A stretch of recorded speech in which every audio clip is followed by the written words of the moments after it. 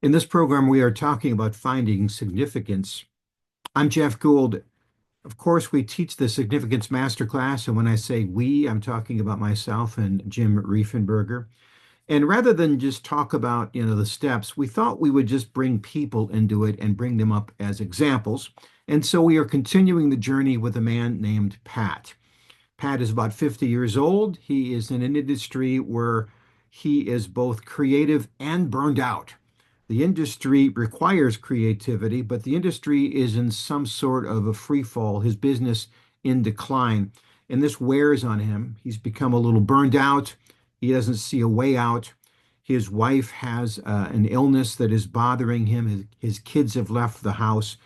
And he knows that he needs to do something in retirement, but frankly, he's just a little bit too burned out to even think about it. That's a hard place to be. And if you're in a place like that, maybe Pat's story will be helpful to you. So, Jim, we talked about Pat and how we helped him find clarity, the actual gifts that God gave him when he was born, that now he can discover.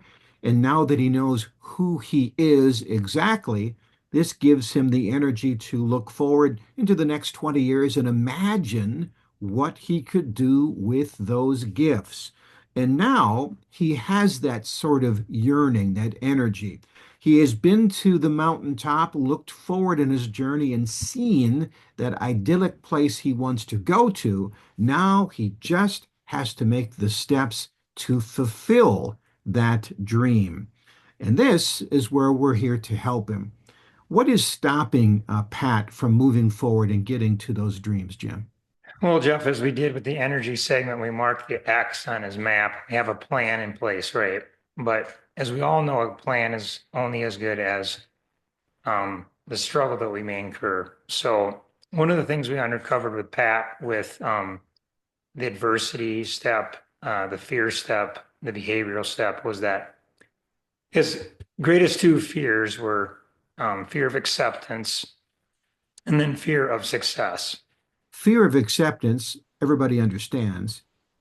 How is a person afraid of success? What does that even mean? I think deep down inside when you were a kid and you thought, boy, if I actually worked really hard at this, then they just demand more of me, more responsibility, more. I'm eventually going to make a mistake and then I'm in trouble. So they're afraid of the success or what it might bring. Okay, so the higher that I go, the more responsibility, the more chance I'll let people down. If I succeed, I'm in more trouble than I am right now. Interesting, interesting. And how did you help Pat find that out, may I ask? Did he know this already? He did not know that until he did the steps 8, 9, and 10 with me. And One of the things, a quick note here, is that for people who take the Significance Master class, Jim is the guy who actually talks with you 4 different times to kind of weigh in and get some insight using your own gifts of discernment. So, was this a revelation to Pat when you said, listen, I think you're afraid of succeeding? for sure, I think when people actually see the enemy in the eye, they realize it's been going on for a while, right? And so I think of it like a movie. If you knew the bully was on a certain block, would you go down that path and take a beating every day, or would you take a different route? So I think part of what Pat has learned in the fulfillment is he has this plan, he has his X, he has these things laid out. No, he just has to not fall prey to the enemy. So he has to self-talk his way through this, and he has to develop confidence little by little, get wins by win. And part of the fulfillment, I think, that we're trying to surround Pat with in this longer haul is a connection to other people who did significance. So you have another voice in the game, you have a friend in the game, you have people that want to see you reach your goals and your plan. Well, fear has a lot of different names. I'm just putting myself in Pat's shoes. One of the ways I would be fearful is I'll just do it tomorrow. I'll face that bully tomorrow, or I don't want to do it today, and maybe I like where I'm at right now. What kind of tips do you give Pat to help him walk up to that bully called fear of success and knock the guy down? Well, I think there's a couple tools that'll help. One on the quick awareness side is we take the talent code wheel and we mark on the four corners the different behaviors under stress. So where Pat sits at the promoter, he's going to be dealing with in stress mode. He's going to want to control the situation and he's going to want acceptance. And he has to realize the minute he gets into stress, he does not need to control it. He can ask for help. He does not have to have everybody like him to accomplish it. He just has to be himself. The second part to that is part of his personal psalm writing is just literally writing the next psalm in the Bible to himself, which God has commanded him to not be afraid and to use the words that he learned in these steps and write the antidotes down. And use that every day when he goes for a walk and use that every day just as a memorization tool. I was just going to say, I was thinking of what Paul said, I am not in the spirit to be a slave to fear. In other words, what's the point of your salvation? What's the point of your faith if you're just, cowering in your entire life?